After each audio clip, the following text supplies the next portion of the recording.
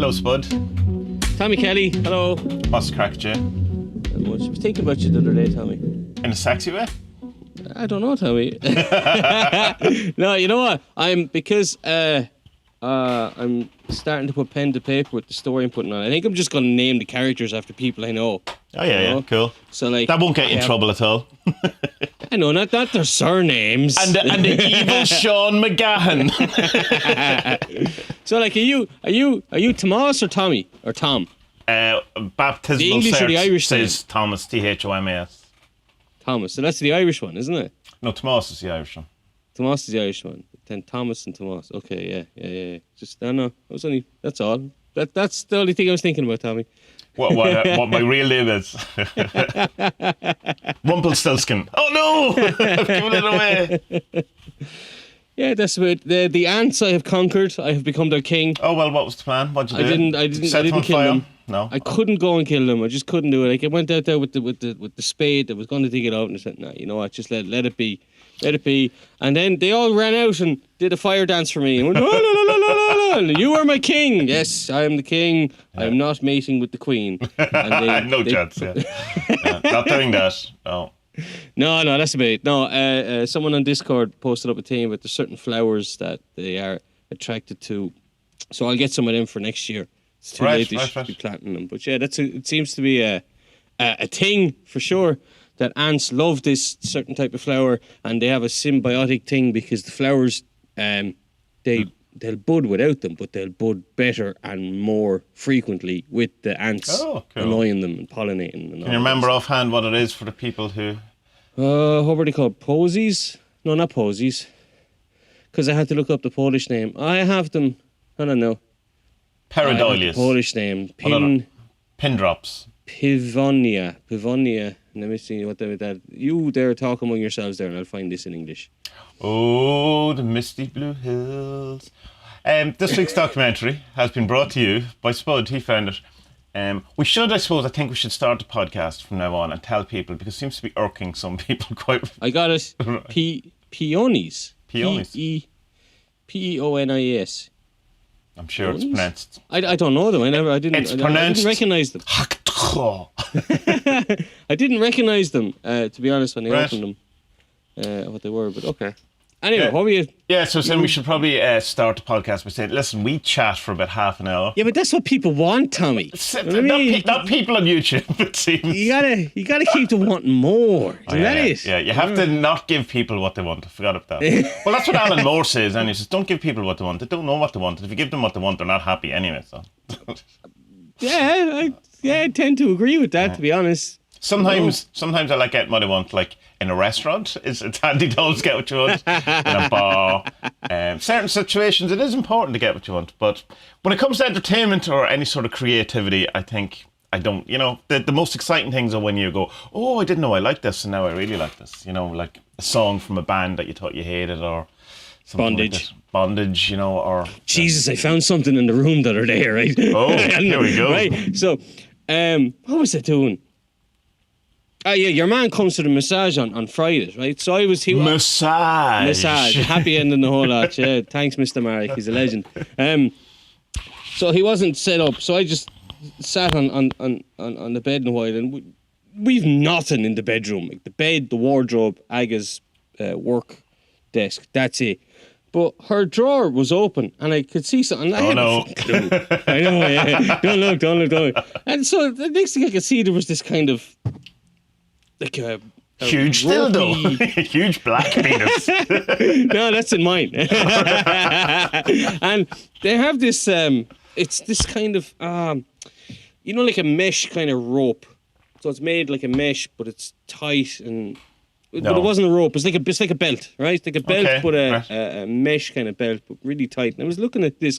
I could just see it. I was like, "What the fuck is that?" So I opened it, and I took it out, and there's this big, massive, long, fucking ropey thing for tying up. And I'm like, "Oh, what's going on here?" Like, I mean, am I in for a surprise? So I said nothing for a couple of days, and nothing happened. And then nothing happened, and then nothing happened, and then I got suspicious. Then and I was like, "Mickey, does Does Mama have any uncles? Yeah. Is there a weekend dad? Because like, how would she fit into time? I'm always here. I have no life, and coronavirus means no one can go anywhere. So, no, there's none of that. No, Tata, no other uncle. No, okay. So then I just said, I go, what the fuck is this thing in your your drawer, right?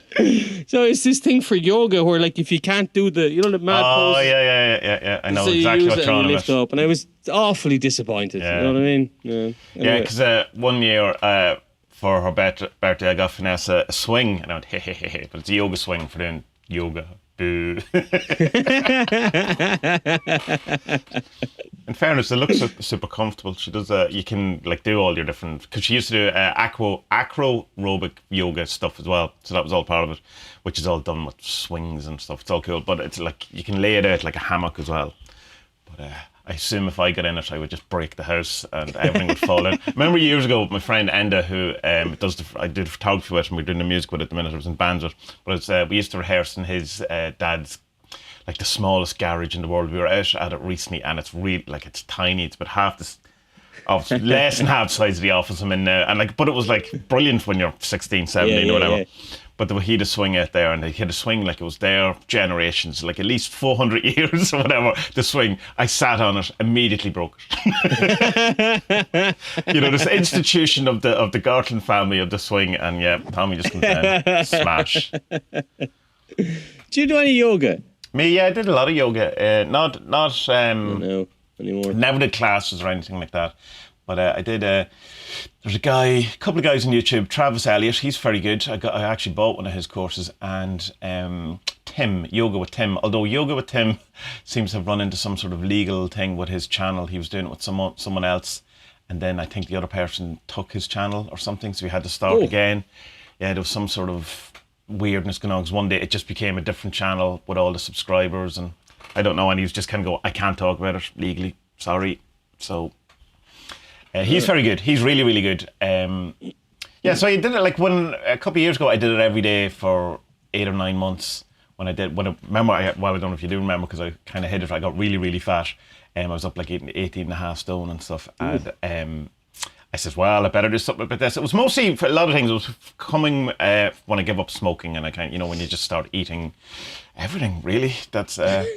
But I did it every day, and it was great. And I kind of have done it on and off since then. I definitely need to do it now, because the wee lad, anytime he bends down or he picks up anything, he's going, oh! And I'm going, where's he getting that from? That's brilliant. I find it hard to kind of stay at, like I'll do it for a couple of days and then I'll forget about it, or life gets in the way, and you're just like, there's just something about it that it's not kind of clicking fully with me that I'm going back to do every day, I'll send you this Travis Elliott stuff. He was the guy I got into. He has a couple of different ones. One where he has like the same type of like the same kind of routine, but he has one that is 10 minutes, 20 minutes, 40 minutes, an hour, so depending on, and the 10-minute one can be just as good for the day where you go, I don't want to do it, but just get it done. Yeah. But he's good. Like some of them, like there was, you were doing yoga with Adrienne, is that?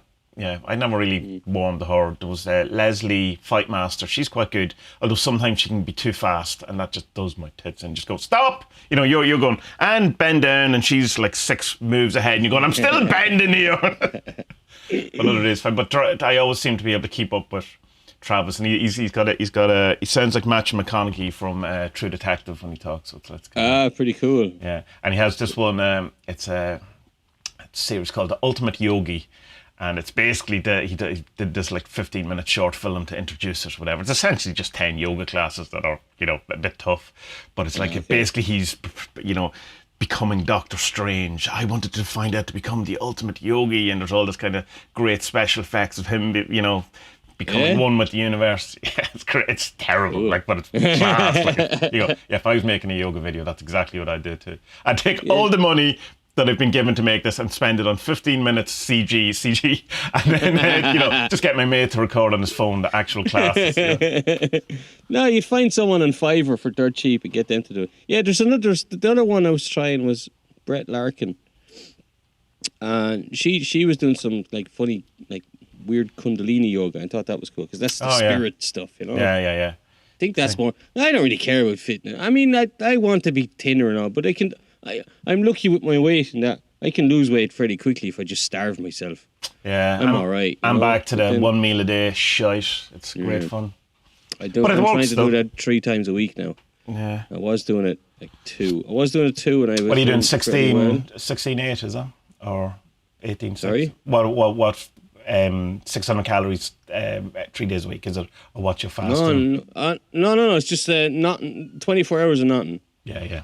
Nothing. Just coffee. And that's, it really. Trying to sleep for as long as I can of it. It's not too helpful when you have a sleep disorder, I suppose. No, that's not helping at all. But so I was trying hard and I liked it because it was kind of fucking mad stuff. All these chakras and opening and stuff like that. So I like that because that's more, I think it's more of a spiritual thing that I want to. Do you know this crossing the abyss thing? That's why I asked you the 40 servants question. You're going to. Oh yeah. Tomorrow. I did that video later today. Bated breath, man. Will you may wait? Because the video won't be out till Thursday. Thursday! Oh my god! I might send you a sneak preview. I'm doing it later. Tomorrow morning, maybe I just need to learn patience. You know what I mean? Because when I'm reading about the Alan Chapman stuff and all that, it's just like, it's a pain in the arse. Oh, but Duncan Barford's was far worse for him. Yeah. Like Alan Chapman's like the breeze in, I can do this. And then 2 weeks later, fully evolved human being. Duncan's like, for Christ's sake. But it becomes great, and that's like, you could feel Duncan going, the prick, I'm going to show him. Yeah, for sure, yeah. It's a really good book. I really, really enjoy it. I got to go back and finish it off. And his book is up on Amazon still. Duncan Barford's book. Which one? You've read that, have you? He has a few of them. Occult Experiments in the Home, is it that one? Yeah, I think it's that one. Yeah. He also has, as I look at my shelf, what it's called. He did a kind of he scried the Aeters with Alan Chapman. He used to do a great YouTube channel years ago, but they took it all down. But where they go through the different kind of trances into the different Aeters. Anyway, but he has a book where he explains everything. Not explains how to do it or anything, but each of the different 30 places he kind of explains it. But it's not for sale, I don't know. I missed out. What? Explain all that to me. What? They do what? Right, so the Enochian Aether are this kind of part of the thing that John Dee did was that there's this kind of, you get the keys to the different kind of higher places, let's say, or higher, there is a word for it, just my brain doesn't seem to work, levels of consciousness, higher astral planes, that kind of thing, something like that, different locations spiritually, and it starts with, it's the key is like a chant, or like a prayer. It's actually in the Satanic Bible as well, but Aunt LeVay changed them, but of course to make them a bit more satanic. But so you basically, you can do it in a number of ways. Someone can say it while you go into a trance, and you just allow those words or that kind of key or that kind of phrase to bring you into a trance, and then you just start describing what you're seeing. It's a bit like journeying. Right. Okay. But with a very particular. And what happens is people seem to, within the different, there's the 30 keys, and then it's a while since I did it now. Anyway, so look it up yourself because I'm definitely explaining it kind of wrong. He did it. He went through all 30 different kind of levels and stuff like that, and just kind of described it. People seem to describe the same things for the same places, which is interesting. But whether you're being preloaded or not, it's hard to know. So you would probably be best to do it is don't look into it. Yeah, other than how to do it, and then see if it kind of collates. But there's some bad stuff. Duncan is a really good seer in that, and Alan Chapman isn't. So that anytime Alan has to do any of that stuff, he rings up Duncan and goes, "Hey, we need to talk." What am I supposed to be doing here? The Magia stuff, Duncan seared it or whatever, or he was the channel for it or whatever. So that initial kind of prophecy thing that's part of Magia. Although I'm saying going, I don't know if that's known, but anyhow, it's on the podcast now. So there you go. I know, good stuff. Yeah, no, there's another one.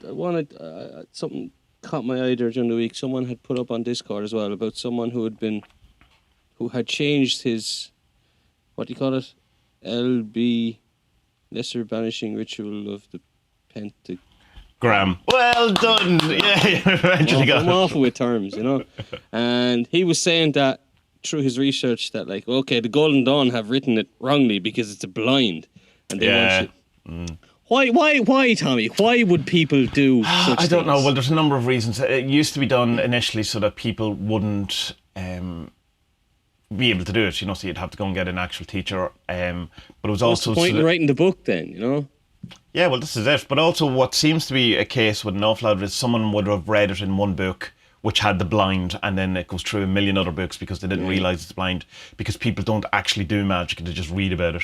Or, they never test it. But it was also because people got burnt and killed for witchcraft, so they had to put in stuff which is why you have like Eye of Newt and Bat's ear and all that kind of stuff, which wasn't Bat's ear or Bat's blood or whatever. It's a kind of a code for different herbs and spices and stuff like that. I just bought 27 fucking newts. Fuck off! Eye of Newts off eBay. Wish.com. Like. Do you need Eye of Newts? What the fuck? Now I'm gonna have to eat them. Yeah, but then there is don't eat the Eye of Newts. any wonder you can't sleep at night. Yeah, so then you have to find a book that gives the kind of the correspondence for the different thing. But yeah, people put in blinds in, but like Leonardo da Vinci has put in blinds into his stuff as well. Like that tank thing that he designs, that if you actually build it as is to be built, it doesn't work. You need to reverse something in it. It seems to be a thing that just people did to stop maybe stuff being stolen, to kind of make it that don't just take things as presented. You actually have to work it out why it has to work all the time. I don't know. Sometimes people are arseholes. That's the other thing. Sounds like a bit of a pain in the arse. Like the Golden Dawn book, like seems fiercely interesting. But if you're going to pick it up and you're going to read through it and do some of the stuff, and then you find out, no, well, only half of this is going to work because they're bullshitting you. Because yeah, but the other thing is that people have done it with, like, say, the blinds in it and got it to work. So you have that. But that's what this fella's video was about. What the fuck was it called? It was in the Discord, wasn't it? It's in Discord, and he was saying that since he changed the words and the rituals and where he was facing and who he called upon, Uriel changed with Gabriel. Basically. Right, okay, yeah. Right? So with doing that, he's found that his success rate went up a lot. But he didn't say what he was after. Like maybe he just wanted a Mars bar, or not like a new M3 BMW, if there's such a thing. Yeah, well, you wouldn't be doing that ritual for that. It's a banishment ritual for the most part. So I assume he succeeded more in his banishing. The Golden Dawn thing is that it's not the banishing ritual. Anyway, the Golden Dawn, it's the lesser invoking ritual of the pentagram, because it's the lesser pentagram ritual as described by the Golden Dawn. It just has been popularized as the banishing because people went insane with the need for banishing and this kind of, the overemphasis, possibly, I feel, anyway, on this whole idea of banishing as a constant thing to do. It's like people say as well, if the way to look at it is that if you're going to have guests around to your house, right? So you clean up and stuff like that. And, you'd make it presentable. Right, maybe. Depending on how familiar. If I came around, you're not cleaning up. But if, Aga's mum... Aga would I know, but women are absolutely different. mental. They're working I'd be like, it's Tommy's, grand, don't worry about it. Yeah. But, there's also that thing, then at the end you wouldn't start going, no, I release you, go, get out of my house, never come back, do not do any harm to me, But some people, I would quite like, some people have been hanging around too long and just get up and you start doing pentagrams in front of them, out of my house, come on, get out the fuck. I'll give you your man is foolish fish. The video is more LBRP controversy. That's the video. I don't know. See, the whole ceremonial magic thing is a bit mad. Yeah, you're just totally going to get into it. Just embrace it. Will you get the robes? No, it's not. No, it's not that. Get the big pentagram on the floor. Come on, just go with it. Beeswax candles everywhere. Only beeswax. But I've spoken with this before. Don't use the powerful ones because you trip off your fucking head because you're poisoned. Maybe that's what you want. But then you have much healthier stuff to trip if you want.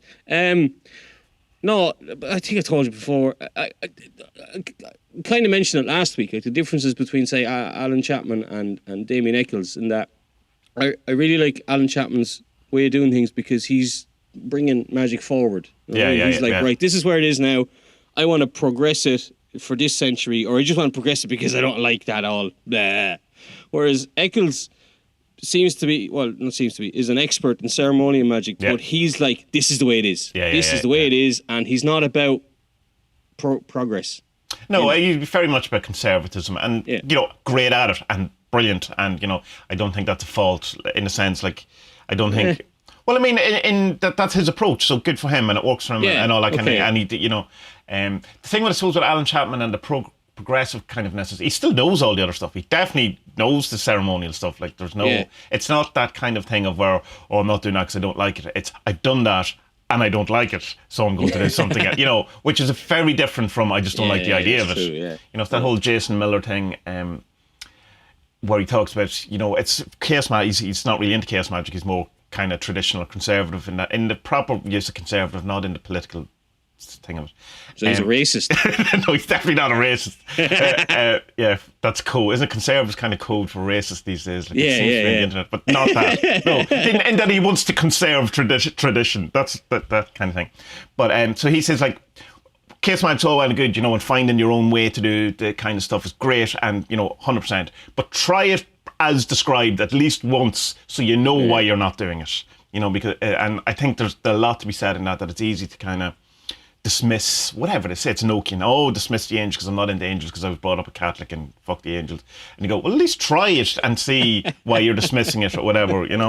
Maybe. Like, but I mean, I don't have to try jumping off a cliff to know I'm probably not going to be into that. Of course. I mean, I'm definitely going to buy Eccles' book because I want to know more about the angels, especially since I have this knowledge and conversation, the HDA. So I want to know a little bit more. But I found something problematic with that as well. He has some interview with the publishers of his new book. Okay, that sounds true. Is that who he which has a suspiciously fucking low count of listeners compared to his channel. It's very strange that like no one has listened to. Explain that again. So his podcast, is it, or? No, not his channel. On a different channel, the people who have published his book have done an interview with him. Right. And like there's like 100 listens or something like that, which is really weird. It's very. Oh yeah. I know that can happen though sometimes. Like you see sometimes people who are, I don't know, like Russell Brand comes to mind, and I mean I don't know why, but like who's gets whatever he gets 50,000 views in his YouTube videos constantly, and then he'll be interviewed on something, and there's like 400 views, not 400, it'd be like 4,000 or 5,000 views. But it has to be something to do with that he must have a much higher subscriber rate, Eccles, than the other people, so that he's kind of it's been delivered to people for ease. Like if it comes up on your recommended thing, there it is, my subscriptions, stick it on. But you're not maybe searching it for Damien Eccles interviews. Yeah, I don't know. Like, I mean, again, I have no idea. It could be absolutely suspicious.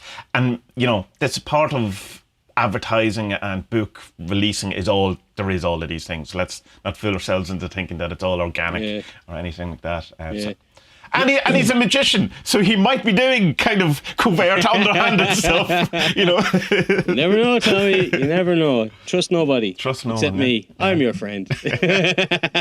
No, he was talking about the HGA stuff, and like his description of it was like not what happened to me at all. Like, he was on about like when it happens, it'll be the most beautiful and glorious thing. You'll have downloaded all of human knowledge up to that point. I'm still an idiot. Yeah. Didn't happen to me. Like I mean, I don't know how to do open heart surgery now. Like what are you on about? So, the interview rubbed me up the wrong way. I still like him. I like him less after listening to it because I think now there was answers in it where it's like he's bullshitting. Right, rather than he's deliberately saying something that he doesn't believe. Is that what you mean? Yeah. Yeah. Right. Okay. For example, so he's been disingenuous. I haven't come across that with him yet. I totally disagree with him. Not disagree. I'm not into an awful lot what he's into, and I don't care. But I've always found him very sincere, which is me too. My thing that I love about him. Like that's my attraction to him is sincerity. Like he's fucking intensely sincere on his videos on his channel. Like you're just like, I believe this guy totally, 100% totally believe him. But then after listening to that, I was like, no, he's lying. He's lying because he was pausing too many times, and he was stopped using wouldn't, couldn't, shouldn't, da da da da. And when people don't do that, that's the tell. That is the tell. Once people say, I could not, I would not, I did not. They're lying. That's it. Right. I'm going to have to listen to that then. Awful Interesting. disappointed, so I was. You know? Yeah, we'll see. Maybe I'm wrong. But I hope I'm what wrong. have I said to you hope I'm before about all of these people? So you go far enough with them and they're going to disappoint you. You're going to be, at least it's like, wrong. oh, Not you, he's just Tommy. he's doing You a bit of haven't let me bullshit. down yet, Tommy. You haven't let me down yet, Tommy, so I'm counting on you.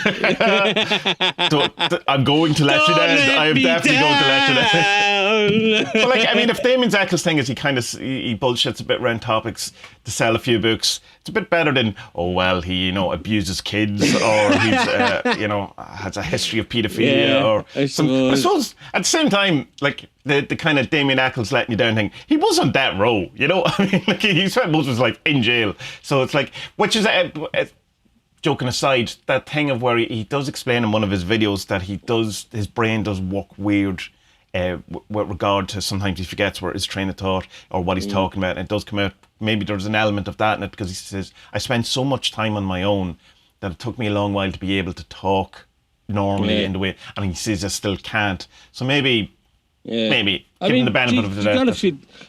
I don't understand why he was in solitary confinement as well. Like, okay, he was there on death row, but like, does that mean that they're totally? Obviously, it does mean in his case he was totally alone. But I didn't know. Oh, it's hard. Well, my kind of thing of death row is that it's separate from general population. That they're like, what Oz death row, they're all on their own. Like they're in that kind of. That's true. Actually. Yeah. Well, it's not fully solitary. Like they can obviously shout over at each other.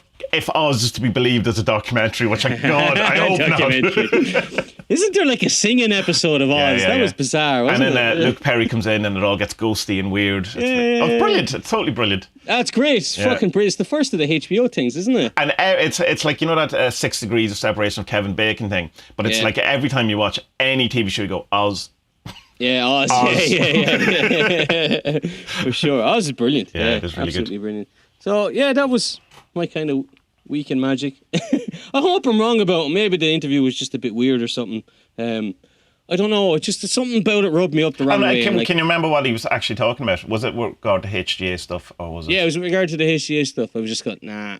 But is he talking at it like See, I'm so far behind on the stuff. Is he claiming knowledge and conversation of the Holy Garden Angel? Is he saying, in the interview he says, I have it, and I have all human knowledge up to the point I have that. He said that's what you get. I was like, what? No, that's not what happens. You just have a connection with. Like, if there's a logic to it, and I don't know if there is, there's 2 ways I have of thinking about it. Okay, I either have 3 ways even. Right. I've either contacted my unconscious, and it has a way now of speaking directly to me, but which is the kind of somewhat Jungian perspective on it. Let's say. So there's that, or it's an angel. Yeah. Or the third thing is. You're fooling yourself, and well, I'm not the third one. I'm not bullshitting, because I wouldn't. But like, it's too weird of a thing for me to bullshit about. No, I don't know, and I don't mean bullshit in the sense. I don't think you're lying. I mean that you yourself. Yeah, you're going. You're fooling yourself. That thing, not lying. I think you're genuine in it, but you have to be skeptical that you go. Well, maybe that I'm getting carried away with myself here. But the other thing is, it could be all 3. Like me, and like that's the thing to say about the HGA. Speaking from theoretical experience, because I don't have practical experience of it, that it's you at the end of your ascendedness, your perfection, but also something not you as well. It's there seems to be that kind of idea that it's that and that. Yeah. So I'm Minerva's left leg.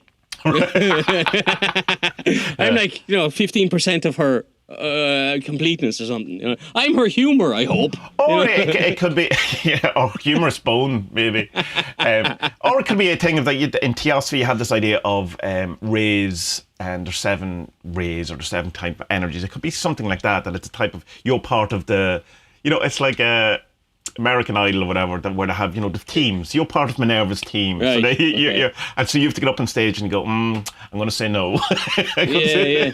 There's another thing as well. The reason I want to buy his book is that, like if you have knowledge and conversation of the Holy Guardian Angel, and why do you need to be talking to these other guardian angels? Because she or he or it is same as powerful. I don't know. I don't know either. Well, I mean, because say, why would you go to Raphael over other things? Because Raphael is the healer. It's the the doctor or whatever that's Yeah. the god there, or Gabriel. If you want to learn how to play the trumpet, Gabriel's probably a better angel to go to than Minerva. Just because he's known for having a trumpet. Or so there might be expert things. I don't know. I just speculation not sure totally, but But it's like, so you could say that about, I suppose, about anything really. Why would I go to anyone else if I have, an awesome person? Because that's how we seem to work. This is, there's like taking away the hierarchy, but like you seem to need a kind of like a team or something. There's more than just. Yeah. Basically, what I'm looking for is permission to cheat on her. All right, okay. Well, sure, with other angels. But I suppose that's kind of if you're taking it as she is an angel rather than you, because because if it's you, then it should be fine to go and learn from different people. Or The thing about the angel thing, and I said this to you before, is dinosaurs. right. How come we have a divine and we know the knowledge of the divine, but what was on the planet before us doesn't have a fucking clue, and none of the other animals know? How do you know? How do you know? Well, I don't know. Yeah. But you don't see any dinosaur monuments to, Jeebus. How do you know? It could be. They all got destroyed. Yeah. I know, but the really. answer to that is because it's the hierarchy and because we are a more ascended. We have a more ascended place in God. We actually have, depending on who you ask, a higher place on the scheme of things than angels and demons, but which hence is the war in we've heaven. free will, isn't that it? Yeah. And well, that kind of thing from the Bible, right? He loved us more, and that's Lucifer went, hold on a minute. I've been around for a bit longer than these pesky ape things. Yeah. There's just so much to fucking learn about. You know what I mean? I'll be here for fucking years trying to learn, Sure. which is great. That's Have the something fun to of do. it, yeah. A new hobby. Sure, we'll see. But I definitely do want to buy his book and have a read of it. I just hope that I hope I'm wrong about that interview. I read his other book, the the first one, how the whatever it's called. He's 2 or 3 books now, doesn't he? One is called High Magic, isn't it? That's the one I read, but one is a workbook on high magic. It's I think, and I don't know. Then the angels one, maybe there is another one, but the high magic I enjoyed. Is it just what is it about ceremonial magic that you're not into? Is it just the whole ceremony? You're like me, just shortcuts. I have a kind of more of a psychological consciousness approach to magic that it feels LARPing to do the to do the thing. Well, but I understand it in a kind of an Anton LaVey context of it being a decompression chamber and the dressing up and all that. I just find when I do it, I find that I don't get magic-y, feeling magic-y. I feel ridiculous. So that's not powerful for me, and having done a good bit of it, I find chaos magic more effective for me personally.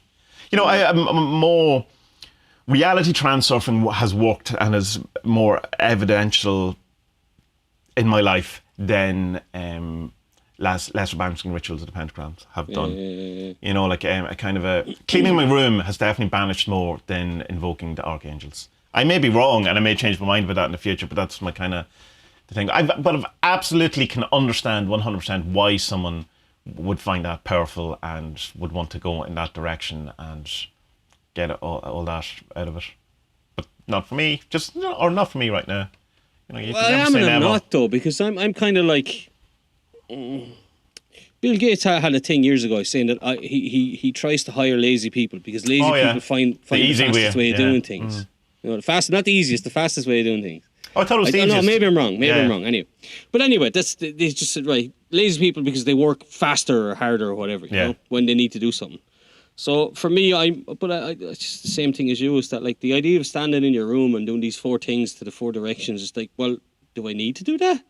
And if you can find a way not to have to do that, then sure, that's obviously better. I would still urge you to do it because there's I think in a sense it's an educated me way of saying it. I've done it and I don't enjoy it. Whereas there is a big difference going. I don't think I would get into it. You might find that unbelievably powerful, and you go, "Oh, hold on, now we're talking, now we're cooking." You might not, but you won't know until and it's not just let's do it once. Like I did lesser banishing ritual of Pancram every day for months.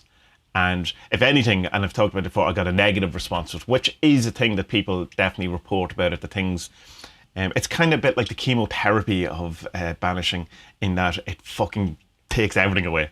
But that might be the thing that needs to be done, you know. But like, I remember starting it, and like, I was teaching guitar at the time, and like, over course of like 3 days. How to play. No. But like, all of them cancelled. You know, all of them stopped coming. Like like stuff like that, and you know, different kind of things that you'd rely on, different sources of income. You know, every couple of weeks, you know, the same client would come back, or whatever. All things like that all stopped, and it was like there was this whole void that was being created. So I was kind of going, here, you know, what am I doing? Which left space then for other things to open. But when you're in the middle of it and you're not trusting the kind of thing you're going through, where you're just going, I'm wrecking my life, you know, what am I doing? You know, but it's just kind of, well, with the knowledge that if you're going to start doing magic, that it's probably going to do stuff that, and you should be prepared for it, rather than just But you could have been doing it wrongly, like this foolish fish guy, the YouTube channel. Yeah, I know enough people have done it the traditional way and the correspondences in the Lesser Banishing Ritual of Pentagram seemed like, I mean, classically are right. You know, it's I'm always hesitant when some dude on YouTube or someone particularly an Uro cult turns around and goes, I after 120 years of people doing the hexagram ritual, I've discovered that if you change the name to Santa Claus, that it all works. And I mean, all for it in a chaos magic approach, absolutely. But but this the foolish fish chap, he says that his argument is that the Golden Dawn way was done wrongly because it's a blind. And if you look further back into it, then actually, we all have it wrong, or not we all have it wrong, but the people who are more into the Kabbalistic magic side, they have it the right way around. So right. Uriel and Gabriel swap places. That's basically it. Of course, the other approach then would be just to do the Star Ruby from Aleister Crowley, which I much preferred as a ritual anyway, which is his equivalent of the Lesser Banishing Ritual of Pentagram. It's really good. It's Agopantos Hecodemnos, whatever it is, starts off. Get behind me, demon, and it's really good. But it's all done in Greek. So it has the lovely kind of ode to Pan in the middle of it. Eo Pan. You have to do all these things. You have to hold your nipple, and you have to make all these hand things. Yeah, it's cool. Yeah. But there's a bit where he on the 4 elements, or the 4 things you call it. You scream one, you whisper one, you speak one normally. It's quite good. It's a while since I did it, so Mira, better tell Aga, if you hear some weird stuff going on up in the attic, just leave me alone. I'll be all right. Okay. Yeah. What's that? Akopunk. Cacodemnos. I can't remember. It's funny, like, because I knew it, like I know anything, and I just can't remember. Ooh, ee, ooh, chang, bing, bang. Ooh, ee. But he's a different one. Are you going to get the big blue book, do you reckon? Are you going to splash it? Not anytime soon, no. Yeah. It's good, though. But it's definitely a reference book. I mean, he has the Ruby Star thing, but like in the Telema book, there's loads of Lesser Banishing Rituals. Oh, yeah. The Ruby thing only comes up a couple of times. So I don't know, but I think I don't know. I'm still convinced that it's all about just getting your mind in the right place. You know what I mean? But if you can do that anyway, so I don't know. Whatever. Try them and see. Gonna have to buy a robe now, ain't I? Well, I didn't do it with the robe. Well, I have a wand, but I was given my wand. I think that it's kind of like I think you know, when people say, you have to be given your tarot card, or even you're not allowed to buy a wallet for yourself, or whatever it is like that. Yeah, I would hang on and see if someone gives you a wand, because that'd be more interesting. See what happens. Yeah. Right, let's do this grounding. Right, so after last week's debacle of a terrible, I was going to say terrible podcast, probably was a terrible podcast, but a terrible documentary that we watched, which was Superhuman. It was Spud's turn to come up with something. You actually had recommended this, or before I said Superhuman, was it? Or right at the same time? Yeah, like something around the same time, or maybe. And so this one is called Earthing, which is, I suppose, a European way of saying grounding, isn't it? Really, like in an electrical sense. Yeah. And it's a recent documentary, but if you look on YouTube, there is a version of it, like a 15-minute version of it from about 2 years ago. And so it's been ongoing, and it's about a guy who used to be a cable installer. So a TV cable installer who had a midlife crisis and discovered that if you try to reconnect or regrind yourself with the earth, that you can cure yourself of or at least help with a whole lot of ailments. Is that a concise and accurate That description? would be what I would put it down as. Yeah. Yeah. But there's one, well, there's one or two. Oh, strange things and also, about it. wait, brackets. It's also full of woo. There's lots of woo in it as well. Oh, fucking hell. Packed full of woo. So it's the most woo thing I've watched in a while, anyway. Clint Ober is his name. And yeah, apparently he would install cable.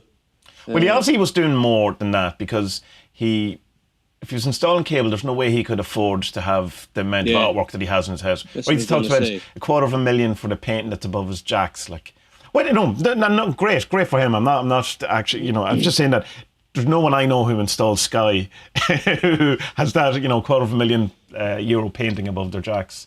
So maybe he owned the company. He would have to have owned the company or something. He must have owned some company that had the contract to do it in a whole state or something like that. Because he was I don't know if he still is, but he was filthy rich. Yeah. Incredibly rich, Had like log cabin in fucking Aspen type of rich. You know what I mean? Yeah. And the only way you can live in Aspen is if you're born there, or you pay a fucking lot. shit ton of money to end up living there, And the other thing about him is he's no Wikipedia page, which I find odd. Yeah, does Rupert Sheldrake have a Wikipedia page? I'm sure he would. I'll check Or it quickly. what's the other fellow? Graham Hancock. Because I know there was a spate. Sheldrake has, yeah. What's the other fella's name? Hancock. Yeah. What's his first name? Graham Hancock. Graham. Because I know there was a while where there was this whole kind of whitewashing of Wikipedia of that type of stuff. He does he? Yeah. So I've seen stuff before where people don't, and Wikipedia, as great as it is, isn't. It's not the answer to all things. But there is a very skeptical backbone to Wikipedia, which I can understand. But I think if someone has been made a documentary on YouTube that's about 2 million views at this point, probably deserves a Wikipedia page, whether you believe him or not. He's a person of. I'm sure he has a skeptic wiki page. I'm sure there's Nothing. Really? There. It looks like everything's been pushed down, like in the John Ronson book. Right. I'm suspicious of everything on the internet. I just am, because I just don't trust it. So that Damien Eccles and this guy are in cahoots with each other to. Yeah. I find it strange that there's not even like the Wiki Skeptic page about him. Well, there isn't, but there is a lot of debunking stuff about him, or not about him in particular, but about the whole earthing, grounding. Is there? I honestly couldn't find all that much. Yeah, I found beyondgross.net, which isn't a fully skeptical site. It kind of has its own kind of thing, but it's like earthing is the silliest health scam ever. I got it through a few of them. Even Andrew Wheel, or whatever you pronounce. Ever come across him? He's like a health guru, kind of a anti-aging kind of a dude. Yeah. He probably was on Oprah. I don't know. He has a number of sounds true type audio things, but he's a very famous book. But he was kind of saying, well, we'll just see what the facts bring in and whatever. But that he was kind of dubious about it because it sells stuff. Yeah. While also having ads on beside that blog or where he's selling stuff, vitamins and stuff. So, that's kind of interesting. The two best things I found was skeptic.com, but SKEPTIC. And another one, Physics Buzz, .physicscentral.com. They were two good debunking articles about it. But it didn't really... They addressed a good few points in it, but not really everything. Because, well, before we get to why it's not wrong, we should describe what it is he's saying he should do. So basically, he was saying that he had everything in the world, all the things in the world. He had all the money, he had the house, he had all of these things. And then he had a health issue, which he had a lot of inflammation, and I'm trying to think, did he wake up one morning and he couldn't walk or something? No, that was the other one. He didn't say what the illness was. No, but I think they couldn't, maybe they don't know. But anyway, he got told by someone that it's inflammation. He was going, well, I thought inflammation was that when you sprain your ankle and it swells up. And he goes, no, inflammation is, and essentially, it has become known over the last while, or at least it's become more mainstream, that inflammation is, the main killer of people, I suppose, and it's the main health thing. That we're all full of inflammation. We should try to reduce our inflammation. So he got. He says he grew up or he was around Native American people at some point. Or that is he Native American? I don't know. No, he's not. But he was around him. He grew up around. And he started remembering a woman from the Native American. I think the Native Americans prefer to be called American or Indians. I don't know. I can't keep up with the. Remember someone correcting me when I said Native Americans before. But anyway, my heart's in the right place, people. Please don't hate me. But she was saying that if you're feeling sick, you should take your shoes off. And he's going, what? And he just started remembering that. And then it goes into a whole thing of that we're not connected to the earth anymore. That since we got rubber synthetic shoes, that there's kind of an insulation between us and the earth, and we don't spend any time with the earth. And as soon as you go back to grounding yourself with the earth, then you release. You release the woo at this point. That there's talk about free radicals, there's talk about charging, there's talk about there's talk about it in places where you step on the ground and all your troubles fall away immediately. Like there's kind of elements in that. Like they start off with a thing where they get Gwyneth Paltrow out or whatever, and like Gwyneth Paltrow, who's the woo of the wooest woo that thing, and she kind of poo-poos this earthing thing as if it's nonsense or whatever. You go like, look at the stuff you're peddling, love, all that the mad stuff. But and then the Deepak Chopra comes out, which is really it's a red card. It's a red card, red flag for Tommy. Oh everyone. Man, I can't. I immediately go, yeah, this is rubbish. But I tried my best not to do that because it looked past it. Like Vanessa loves Deepak Chopra. She does all his meditations. Go try reading one of his books and see if you still, if you come out still liking him at the end of it. There's a great documentary that his son made about Deepak Chopra. If you ever want to watch that, it's an eye opener. Why? His son hates him. His son doesn't hate him, but he just goes, I think the world should know what you like, and it's like no way. Yeah. And there's a bit in the middle of it where Deepak brings people in to see a rough cut of the documentary. My son has made this documentary, but we will just put it on and see what the crack is. And it's like, it's at the end of it to kind of go, right, yeah, probably should have watched that first. But it's just like saying that he's not a particularly good dad and he's not as spiritual in the way he, in his day-to-day life, spends most of his time on his phone, and that he's very egotistical and, he needs the world to love him, and that seems to be his driving factor and all that kind of stuff. But it's an interesting one. But I liked the idea of it because of the whole earthing thing, which is that if you put your feet on the ground, that your body, whatever, does the woo, and it kind of whatever is it's coming from, I suppose, it's that saying everything is energy, which is immediately the woo stuff, but it's everything is electricity kind of thing. Yeah. And at times you get dangerously close into are they going to start talking about 5G here? Oh, they almost said 5G, didn't they? It almost came up, yeah. Or even electricity might be bad. Go, is this the 1904? And but I think it's more kind of saying that because we spend so much time around electricity, we've become kind of supercharged by all of this stuff. And as soon as you put your feet in the ground, all of that kind of goes. Whatever. Oh, your mate Travis, what's his name, popped up on the thing last night I was watching. Oh, right. I think it was called the TaSTA Files or the Hidden or Search for the TaSTA Files. I mean, so he's on it and he's younger than he is now. It's about 10 years. He looks 10 years younger. Right. But he's way more enthusiastic about stuff. Right. It's cool. Yeah. And he gets to drive. They meet the inventors of the modern Tesla car before Musk bought them. And he gets to drive, he gets to be the passenger in the second ever Tesla car makes. I presume Musk owns number one. But yeah, it's quite good. Tesla's really interesting. Really, really interesting. Did you see that Egypt released a press release to Elon Musk saying that aliens did not build the pyramids?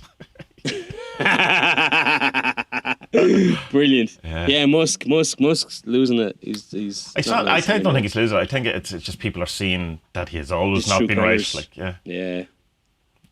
He's. I never how people seem to. I never champion him. I never got it because I think it's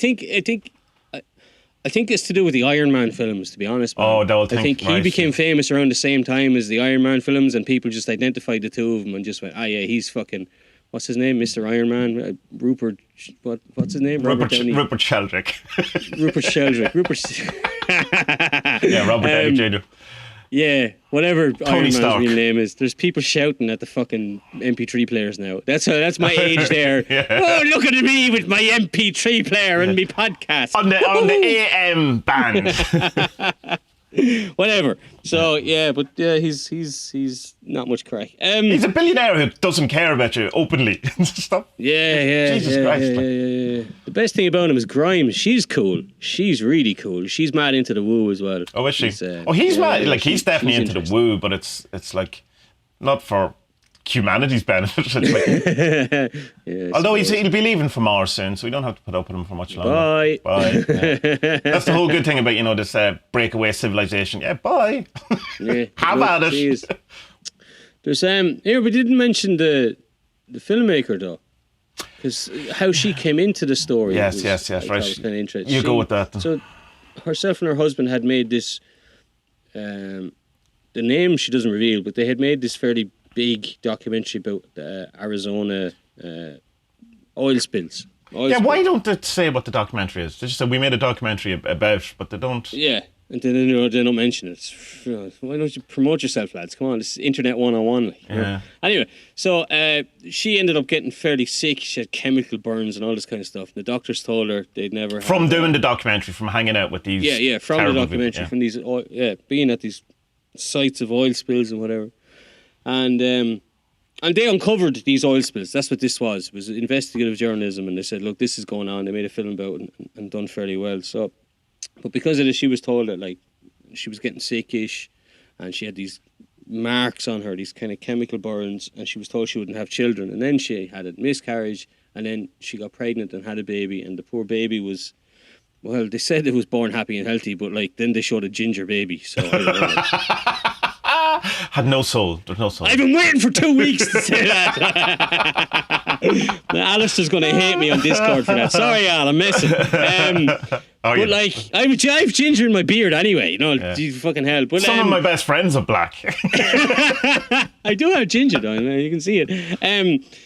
But no, but the poor kid, the poor kid was actually getting sick. As she got to about 2 years old, she was getting really sick and in and out. I think they did say that there was when they did tests when she was pregnant, something wasn't right. That there was like it wasn't like a particularly great pregnancy either, or something. Yeah, that's right. Yeah, that's right. Yeah, and then she ended up being given this book about grounding, earthing, and then everything just started getting better when they started doing it. And then her doctor told her to do it naked, and. Yeah, she lost lots of weight, which I don't really put together, to be honest. But like, okay, fine. No, but the kid has gotten better from doing this. You know, the problem I think with this documentary, Tommy, is that like I'm all in on this. I believe it. Yeah, I absolutely believe it. Problem is I'm going to believe it whether it's true or not. That's what I've decided. So because I like the idea. Well, yeah, that's chaos magic then, isn't it? You know, but like. The problem with the film is that there's too many testimonials and not enough. Well, the problem with the film is that it's an infomercial. That's the problem with the film. Yeah. In that it's a selling of him and his product, I suppose, and these. But it works obviously because I immediately bought an earthing blanket, not from him though. I'll say I got it from Amazon. But all of these things are the same. Like the one Superhuman last week was an infomercial for her $600 courses on how to read with blindfolds or whatever, and it did kind of remind me a bit of when the kind of I was going to say something very bad. When they wheeled out your one in the wheelchair. That's not what I meant though. When they bring you one. I know bad. That's I so thought bad. I was the controversial one. God. This poor woman actually, who was a dancer and performer and actress and all that, who woke up one morning paralysed, or at least one morning had got to the stage where she couldn't move. I don't know if it was as sudden as that. That's how it's presented, that it's sudden, but I'm not sure. It was kind of, I was going, oh, here we go. Here's the same thing that they did in Superhuman, where they brought the blind woman out at the end, and Jesus is going to come in and cure her, essentially, or this great thing is going to do it. And it kind of is the same. It's not quite the same. She doesn't walk, obviously, at the end of it, because that would be a bit too much. But she does have a kind of a, I don't know, she slept the best, she's less inflammation, all of these type of things. And it just does present itself as a cure-all, or as the panacea, I suppose, of all things, that it's almost as if, as we said earlier, that you step on the grass and, your life will be perfect, which is obviously no matter how good of a thing is, there's nothing that's quite that good. Yeah. The other thing about it, I suppose, as well, is it keeps harping on about these studies that it's done and these double-blind things and all that. But if you look into them, all of these tests are done by the people involved, which is fine, I suppose, in one way, because that's how medicine works in some ways, in that if you created a drug in America, you are the person who has to pay to get it tested. So therefore you are the, but because no one else is going to do it. So there is, but I suppose the legitimacy of it as a science would need better peer reviewing, in the sense that the magazines or the places where they have published them aren't considered that great. And you would need someone who is completely unconnected to any of it to do, an equivalent study and see if you're getting the same type of stuff. But that's not to dismiss their studies, because the other people do that. In the early days of any type of thing, that's kind of the way it works mostly. But it's like the way they have on these on the TV ads now, like shampoo and stuff for women, and they're like, no, but they have this little thing at the bottom at the end of it. 97% of 114 people of 97 women agree, and it's like, that's a very small sample size for a fucking company like L'Oreal, surely. But anyway, that's because the sample sizes in this are 60. Is so they are quite small. But I mean, I don't know. Well, look, that's just the way things. I mean, I do proof. I do proof even for a couple of doctors here, and they're like, and one of them works in the stroke unit in the big city up the road, Katowice. And like, her stuff is like, I did one recently, and it was a big study for them, and it was 107 people. Right. Yeah. So like, that's all you're getting anyway with these. And this is a proper doctor who knows her stuff, doing very specific research on a certain aspect of a certain type of stroke kind of thing. So that's the way these peer reviews work. And I don't think it's enough just to say, they're not the people who did this, done the papers. Well, look, of course they're the ones who done the papers. Who else is going to do the papers? That's how it works. It's not like, but it's an accusation you can throw don't have enough to be doing. I know, It's like an accusation you can throw at everything at one paper. Everything and anyone. You know. I mean, but saying that, when there are doctors in it, they are the ones who I kind of not believe the most, but the ones you can give the most kind of gravitas to. Like, there's a doctor, and she had a colicky baby, and by God, I wish I knew about this stuff when I had a colicky baby, because I had one. It was a nightmare. Nothing has ever tested our relationship so much as having a colicky baby. But she found that the only thing that would settle a bit, and they say that, like, for colicky babies, the thing to do is to move them, put them in a shaky pram as you go on a walk or whatever, or put them in the car, and the vibrations will eventually put them to sleep. But this wasn't working for her. What was working for her is she would go out into her garden with her shoes off, and she would just hold the baby. And so she was saying that this grounding thing was work. And then someone gave... And she was a doctor, wasn't she, that woman? She is a doctor, yeah. Yeah, she says, like, there's a great line. She says, I didn't feel comfortable enough in, basically telling my clients to do this, but it's what I was doing for myself. And I think that's fair enough. I think that's fair, Yeah. And she mentioned it to a colleague, and the colleague was, that's grounding. Here's the book. Or she gave her the name of the book, and then she read But she doesn't say colleague. She said to, what's the word she uses, which makes me believe that it was some sort of spiritual advisor or some sort of, not another doctor. What's the word? Did she not say colleague or mentor or something? It's something, but it's not, whatever way I got it, wasn't like, I was talking to someone at work. It was like, I was talking to my guru. Maybe. But I liked her, and then there was the other doctor was, I wrote down his name here, I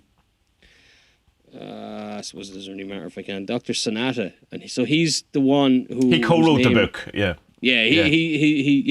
and his name pops up on a lot of the studies, and if you do a little digging into him, he's into like energy healing, alternative energies and bioenergy and all this kind of stuff. So okay, it was a great line I read. One of the skeptic sites was going where he's big into energy healing or alternative, integrated healing or something like that, which integrates superstition with medicine. I thought that's class.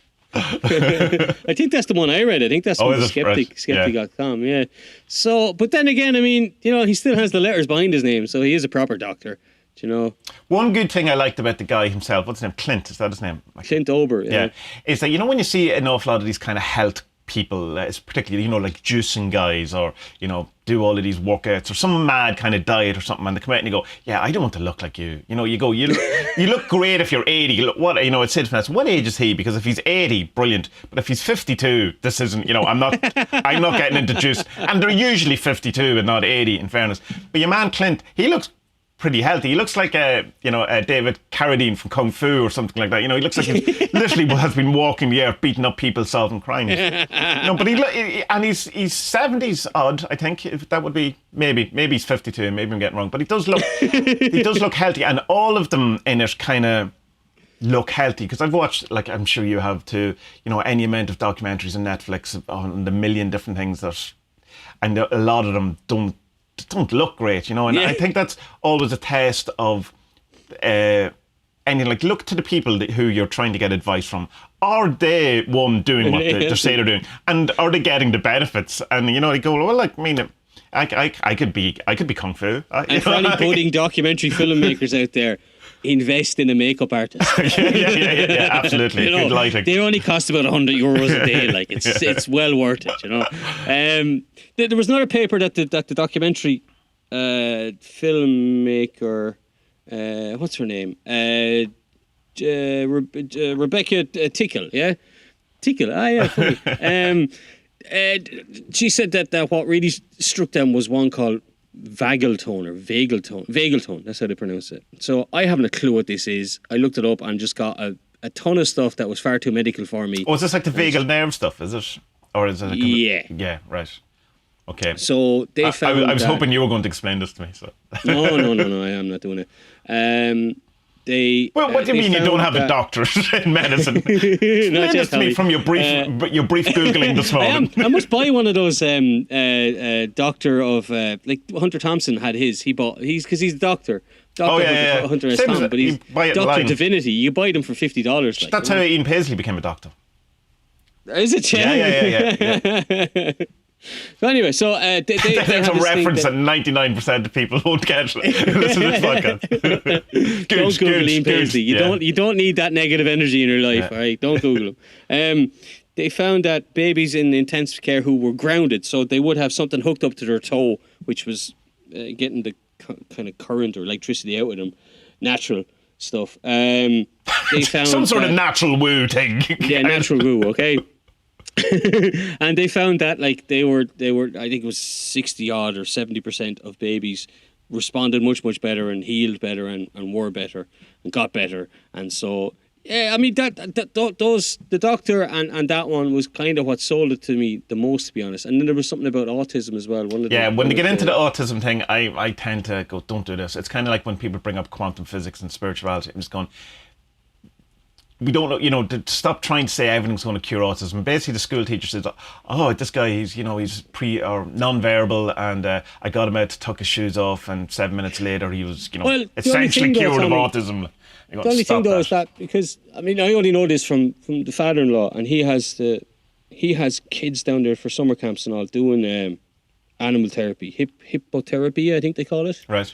And I think that was the hardest course he had to do. He said to train for that. But he gets kids down there with good and bad autism kind of thing. Everyone on the spectrum, and like the way he talks about, and the way I know the girl who gives us the horse riding lessons as well. The way she talks about it, like this shit works. Like this shit definitely works.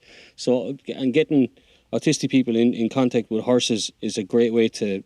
It's never going to be cured around. It's that's the thing. But it's kind of presenting it a bit like, I suppose not saying it's curing it, but it's like, oh, this is an unbelievable change immediately. It's like, but as soon as he touched the earth, it was like, it's another.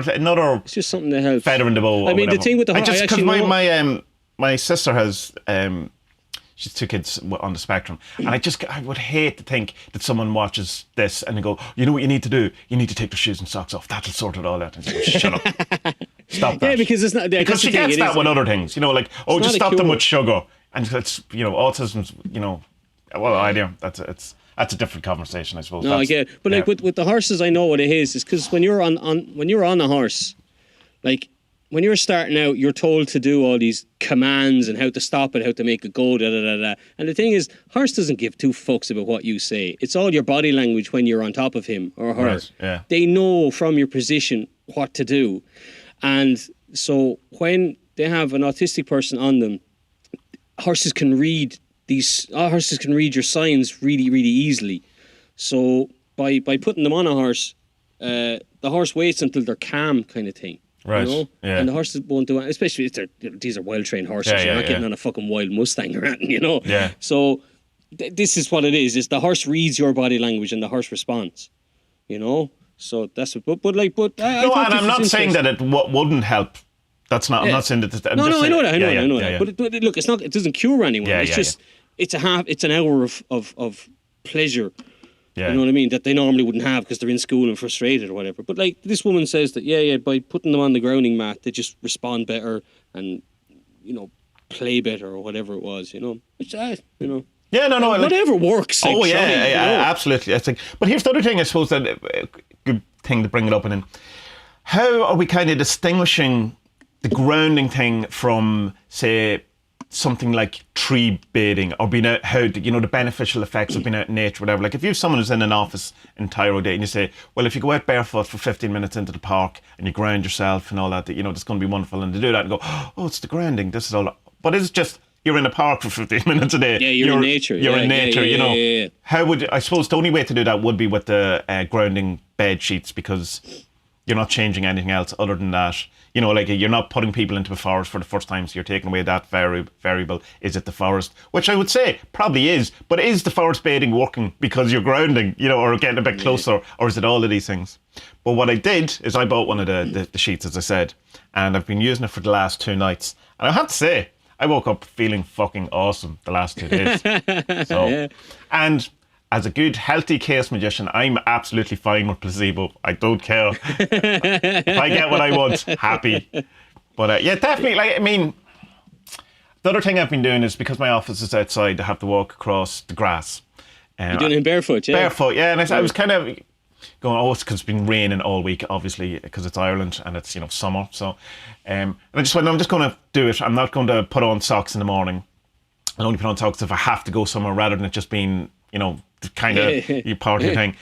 I'm the same. And I like it. You know what I mean? So I mean, there's an enjoyment out of it, even down to the the kind of the first time you kind of do a weird thing with your feet where you're trying not to get your feet wet, and then you go, well, yeah, it's just your feet are going to get soaking, so you just walk. And then just before my office, there's kind of stones that you just have to get used to kind of doing. But I do find it, and I find not having my socks on even in the office. Good. I've enjoyed it. It's like I'm the same. I love it. Yeah, and for years, there's this weird thing with Irish people. Like we hate not having our toes out. But feet are disgusting, and Irish people's feet, aren't Irish people's teeth are what British people's teeth are. Yeah. Like I remember, I hate feet or whatever, and I trained to be a reflexologist, so that was a good move. Oh God! But I thought, there's an interesting thing about reflexology, and you can take whatever you want from reflexology, but there's so many times that when you see a person's feet that you could nearly recognize them from their feet because they have, sometimes the big toes the same shape as their head. Seems to be a kind of it's so weird and it's so odd. And I remember in one of my tests, the practical thing, there was a guy lying, maybe I told this before to you, but he was lying on the plinth whenever I was doing it, and I was kind of go, I'm just going to tell you what to come up here because it's part of the thing, take what you want from it, and said, well, there's something wrong with your thing. It seems to be it was kind of like I was doing a reading on him, but it was there. It was on the place where his throat was down to his digestive system, there was markings and there was different things, and he told me afterwards, he says, yeah, no, that's all happened. I had all this stuff when I was a kid, and that's all 100% true. So that wasn't me kind of psychically picking it up. There was something on his foot in the area that is kind of, but it's so weird. Feet are, particularly in Ireland, I suppose, there's that thing of, you don't, remember when people come out with sandals first, it was almost like, look at this heathen, what is he doing? Put some white socks in them, will you, for God's sake? Yeah, there is a strange thing. I mean, I know, I've been going around since I watched this documentary, I've been going around with no socks on, unless I'm leaving the house, walking the dog or whatever, but and I sent the documentary to me dad, since he's all into the fucking woo now. Well, that's the other thing. The geopathic does. stress, not mentioned in earthing, but it's mentioned in, if you go off the path a wee bit onto YouTube, it seems to be like it's a geopathic. Like when you're buying when I was buying the ground sheet or whatever it's called, the sheet that you put in your bed, it also comes up on Amazon as geopathic stress. As one of the key words. Yeah. So he made his own thing. Oh, did he? He made his own thing, yeah. So he sent me this thing. He had made like a picture frame, a mitered picture frame with a kind of rubber sheet or a mesh on it, and a plug going out, or earthen wire going out of it that he can just plug into the. So he's like, most people walk around with an iPad. He's walking around with a ground and just plug it into the floor. What the fuck is going on with you? So there is a video on YouTube of someone I was looking at. It's like heart disease, the dangers of earthing, whatever, something you can search up. And there's a guy who basically made his own, whatever, and he says, don't do that because I nearly electrocuted myself. I ended up in hospital for the day and a half. Because seemingly grounding isn't always kind of overlap from electricity. It's not just a pure grounding in your sockets or whatever. But he made his own. Like, I mean, and he had some sort of heart condition. But he says that anywhere he was trying to ground himself in the house was great. It was just this bed sheet thing that the first 3 days was wonderful, and then the fourth day was something, this isn't right. So I have 2 more days until I get to that peak experience. I don't know if I'd buy one, to be honest. Just like we're lucky with the yard out here. It was funny though. Remember last week we were talking about, or the week before, we were putting the copper wire around the bed and doing it. Like, I mean, just put an earth wire around the bed. Although someone was saying that, and one of the skeptic things is that this is all bullshit anyway, that you're mostly grounded anyway, so that it can mean that if to make a bed ungrounded, you would have to do an awful lot of things to it, to insulate it from the thing. So, I don't know, you can get involved with the woo or not. Well, yeah, because the mattress touches the frame touches the ground touches the wall. But is that enough of a circuit kind of thing to take it away?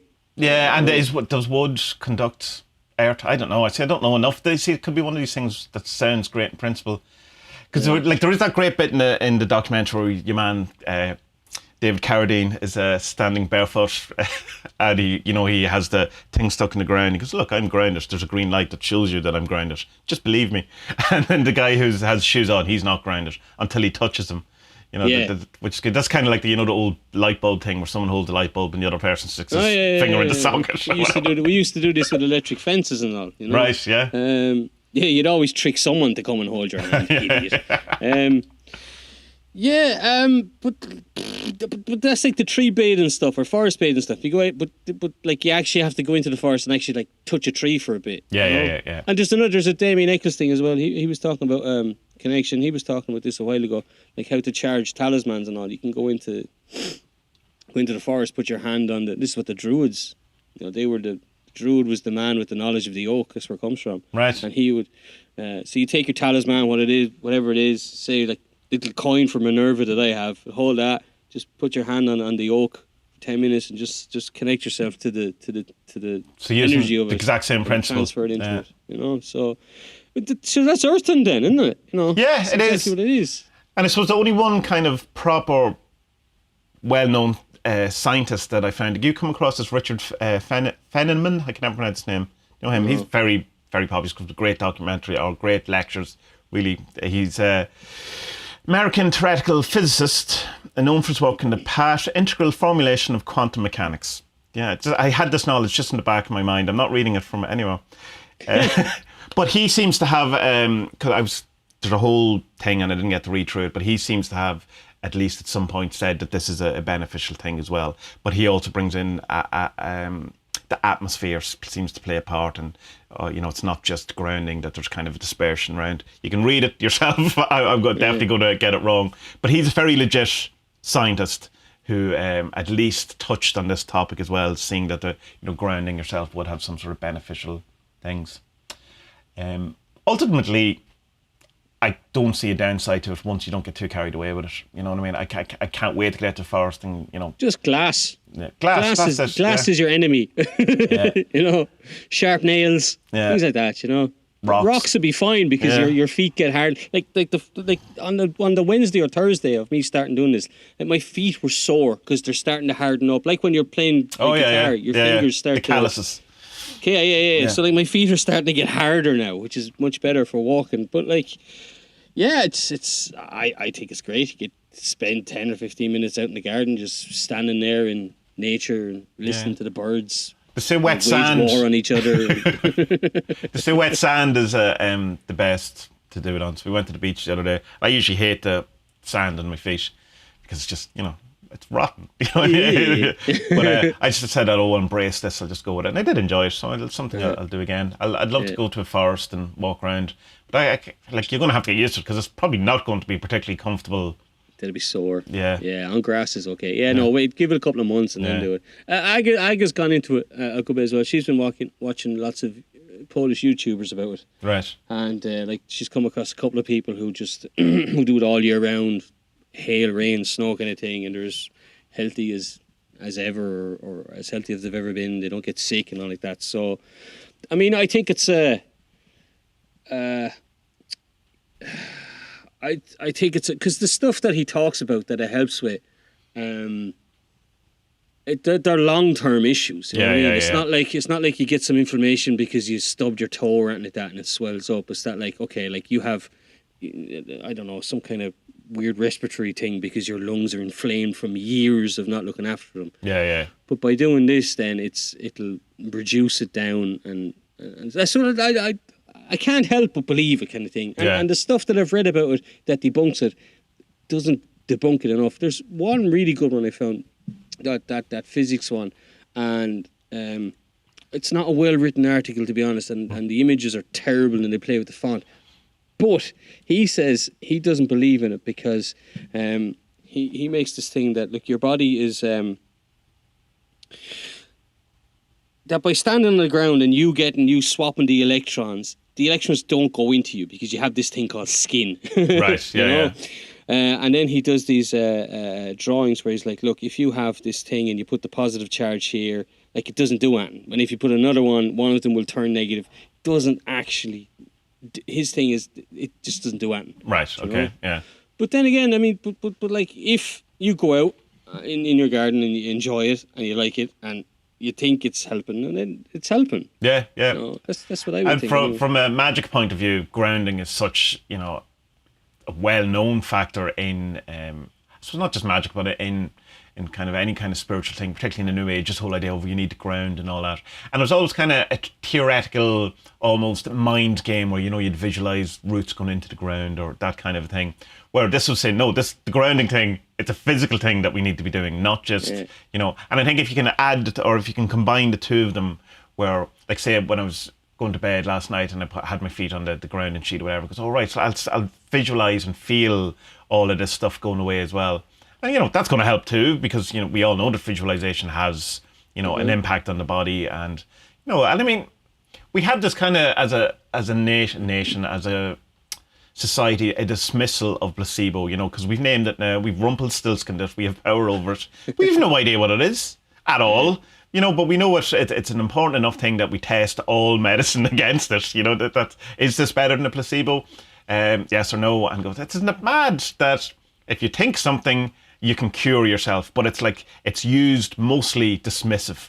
Oh yeah, if you think that, eating peas is going to cure your cancer, it will, but it's not real. I still don't have cancer. Or whatever, that's an extreme. I suppose the downside of it is that when it is a placebo effect rather than a real physical effect, is that it's easy to disenchant it and to take away the magic. In that kind of semi-famous story of a guy who did...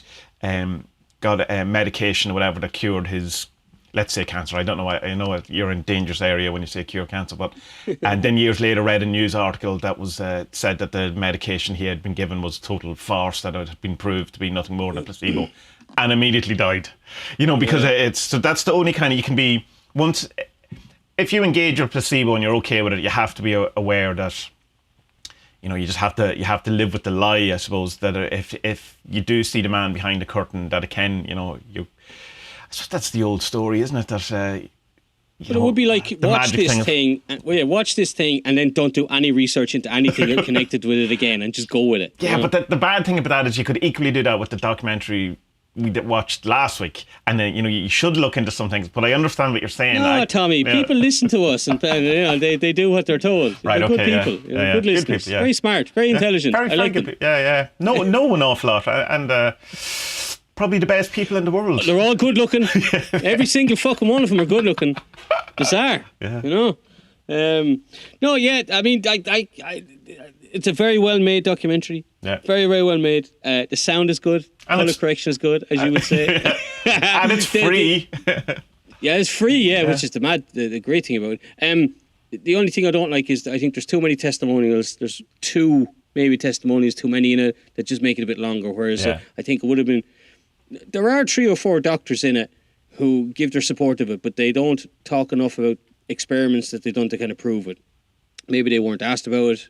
We don't know how the interview was framed or how it was done or anything like that. But the doctors that are in it, they all wax lyrical about how good it is. So, you have to take them at the word. I have to take them at the word. I tend to take doctors at the word. You know what I mean? Yeah. But again, there was no one saying this is bullshit. There's in any of these documentaries, there needs some guy going, this is bullshit, and why. There's no counter to any of it. Which I suppose if you were making a documentary, I was going to say if you're making a documentary, say about Paul McCartney, there's hardly going to be an interview where someone goes, yeah, Paul McCartney's a cunt. Paul's dead, man. Paul's dead. Paul died years ago. Paul died in 1962. But I suppose you do see that in some documentaries about people where there's people giving out.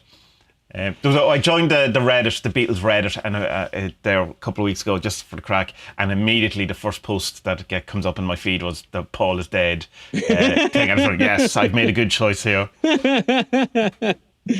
Paul's dead. Paul's definitely dead. Yeah. Died a long time ago. I think everyone should watch this and ground themselves. I think you'll only I found it a week ago, and I wouldn't say my life has changed, but maybe it has a little bit, and things are a little bit better. I'm not sleeping, but that's because I still have the coronavirus tail end of that fucking coronavirus. Maybe though I will get the blanket because I'm reading that the people who get that have much better sleeping. But then again, I have a sleep thing anyway, so I don't know. I think go and watch it. Like even my old fella watched it and he went with it. Like I mean, that's a fucking. He doesn't believe anything. He's dosing, he's geopathic stressing, he's walking around with a grounding pole. He's hard to convince. He's a full of wizard stuff, now. Yeah, he's full wizard now. He's hard to convince of stuff. So like, I think it's only a good thing, And if you live in a flat, get out and walk in the park or something. But it's just being closer to nature is going to make you happy anyway. It is. I'm fully convinced of that, and always have been. Like working in offices or factories and just fucking like setting the windows high enough that you can't see fields and stuff is just fucking crazy. Yeah. So like there's loads of studies done on how like creative people are more creative when they can see a bit of green out their window. Right. That's true, like that's a fact. So like going out and just standing in the trees for 10 minutes, it's going to help you a lot. And even if it's just a kind of a meditative thing where like, you just take a breath for 10 minutes. Just, it's all right. What am I worrying about? It's okay, So even that on itself is worth doing, Yeah, I agree. And I mean, it can do, once you don't put too much high expectations on it, it can do no harm. You're definitely not going to do anything bad by, taking your shoes off. It's not one of these things where it's saying, don't vaccinate your kids or whatever. There's no mad kind of, or, although I'd say if you hung out with someone long enough, you're definitely going to get into 5G. Yeah, you're going to get 5G. Yeah, Aga was saying that. A lot of the Polish YouTubers, she that's her limit as well. Once they mention 5G, she changes the video. I don't know. You never know. Maybe in 50 or 100 years' time, they'll come out and say, yeah, look, all this, there's far too much electromagnetism in the thing and our bodies aren't able for it. We shouldn't do it. Maybe. Yeah, maybe. And I mean, I could see that. Yeah, that should be a thing. Like, there's something we must look into sometimes, the kind of notion of the electrical universe. It's something I kind of passed and looked into that seems to be interesting, but it's a very woo too. But the whole electricity thing, that has to be interfering. If you believe in any kind of I suppose psychic thing, then it's definitely going to be interfering with all that kind of stuff and getting away from it for a while. But it's then that kind of, you can go too far where you have people plugging it, buying plugs that are 600 or 700 quid that claim to remove all the interference from your room and all this kind of stuff. We can go as woo as you want with this kind of stuff. But I think taking your shoes and socks off and standing on the grass for 15 minutes, what have you to lose out of it? Like, anyone can do that. Yeah. So here, well, give me more about Deepak here. What about him? Why do you hate him? There's a thing you can, if you Google, and it's a Deepak generator where basically it spouts out random nonsense that sounds as accurate as what Deepak. Deepak is kind of, for me, in my mind, is the kind of epitome of the new age bullshit. The kind of quantum babble, where you say a lot of things that don't actually mean anything, that sound good, like, oh, we are an echo of the universe talking to itself. You go, oh, yeah. You go, what? What's that American, he was a philosopher or something, Bukowski, is that his name? I don't know. He had a thing about, like, isn't it, he used to smoke a lot, and he was, isn't it funny that, like, people will soak themselves in a bath for 45 minutes, but they run away from the rain. It's like, well, yeah, obviously you run away from the fucking rain, you idiot. You don't choose that. It's not warm. And you've clothes on. Deep bullshit cycle. Oh yeah, isn't it funny? No, it's not funny, you dope. No. You only sound smart. But that's it. It's a load of things that sound smart. You can go on face value, go, oh, that's interesting, and you go, what? And when you think about it, and watch that documentary. That's an interesting one to watch. I'll find out what the name it is that his son does. But it's kind of that. The thing I talked about before, because I definitely believe in that there's this stuff, right? And I think Deepak is adding to the nonsense and to the bullshit more than it's about him. It's not about the stuff, it's not about whatever. It's pointing at him, not at the truth or whatever. And so, do you think then that is he facetious? Is he doing it on purpose, or? I think he would. I think he thinks he's special, chosen. I think he thinks he's on a mission from God and not in a cool Blues Brothers way. Like, he definitely. Going by that documentary, he's very concerned about public image and what people think of him and being seen. I remember Wayne Dyer. He's an interesting kind of character. He was the guy who wrote your Erroneous Sons, which was kind of a play on your Erogenous Sons. He's like came big in the kind of 70s and 80s and the new age self-help guru thing. I've a lot I don't like about him, and I feel he's very fake and very different conversation for another time. But he says one thing. He says that it's an interesting thing that happens. And one year he was on the the top 5 spiritual lists of the Times spiritual list. He was number 3, and then the next year he was number 6. And he caught himself going, "Jeez, what's wrong? I have to pump up the spiritual list." And he goes, "It's amazing how special you start thinking you are." And I think, though, what he was saying, I was going, that's very interesting and very observant of yourself. But I think he was kind of saying it to make himself a bit more special. I'm very humble. Look at me. I got annoyed when I was only the 6th most influential spiritual person in the universe. And you kind of go, yeah. It's all that kind of Oprah stuff, I suppose, that is, like it's The Secret, which is the watered down version of Hermetics, and it's kind of, it's shipped for export, to use the stripped and shipped for the Alan Mott's expression. But it's I don't know. I think it's good in one way that it gets more people thinking about these things, but it's bad in one way because it makes it too dismissible because it's baggaged with so much fluff and so much woo. And so it's like the thing in the documentary, Earthing, where if I said, if you take your shoes, socks off and you walk in the earth, things will be a wee bit better from you. Rather than the line where he's saying that, there's one about an athlete's thing where he goes, that if you walk around barefoot and you fall, you will not be hurt. And you're going, that's bullshit. That's not true. And there's no, but that's the extra stuff that you don't need. I think that's what Deepak is. They could have left out the whole fucking American team in the Tour de France as well. That kind of lads, stay the fuck away from them. So it's far too easy to dismiss Earthing because you can just go, there's a line in that where he says that if you fall, you're not going to hurt yourself if you go around, and you can go, yeah, there's no need for that, and you're adding to it. I think there's something in the Earthing. We just don't need that. Yeah. So that's my long-winded way of saying I don't like Deepak. Deepak then is a bit like Ed Sheeran for guitar players. It's like, okay, look, it's kind of cool that he got you into playing the guitar, but like, lads, wait till you get to Led Zeppelin. Yeah. So, Yeah. He's probably he's a gateway drug, so I suppose we have to be okay. You know with he's him. totally fake as well, don't you, Ed Sheeran? Is Ed he? Sheeran, I like, don't know very little about him. his mother and father are like rich theatre people. Oh, who right. like, here, son, here's something to do. Here's a recording contract. Oh, okay, daddy and mommy. Oh, and then right. he's fucking famous. Awful music, absolutely awful music for bad people. Bye bye.